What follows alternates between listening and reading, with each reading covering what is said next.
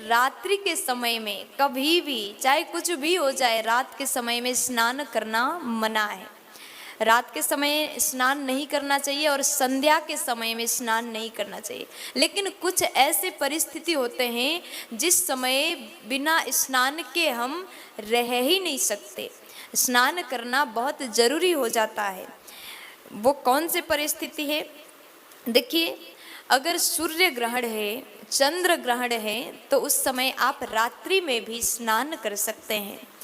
और कभी कभी घर में अगर पुत्र का जन्म हो जाए तो भी रात्रि में स्नान कर सकते हैं।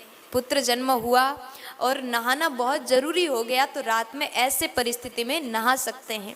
या फिर स्वजन के, अपने रिश्तेदारों के किसी की अगर मृत्यु हो जाए तो भी कोई दोष नहीं है, रात में नहा सकते हैं।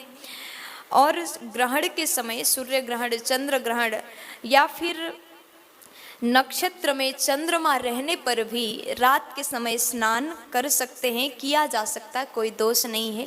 लेकिन कुछ ऐसी परिस्थिति होते हैं जिसके बाद तुरंत नहाना बहुत ज़रूरी होता है। कहते हैं अगर शरीर में आपने तेल लगाया है तो भी आपको स्नान करना ज़रूरी है। आपने शरीर पर तेल लगाया है, उसके बाद स्नान ज़रूरी है। और आप कभी सब यात्रा में गए, शमशान में गए हैं, तो वहाँ से आने के बाद, लौटने के बाद तुरंत स्नान करना बहुत ज़रूरी है। और स्त्री संग करने पर भी स्नान बहुत ज़रूरी है।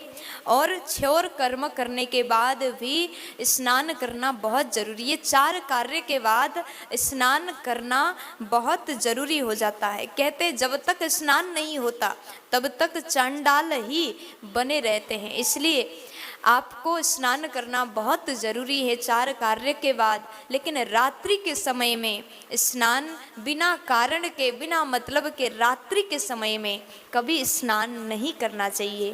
प्यार से बोलो।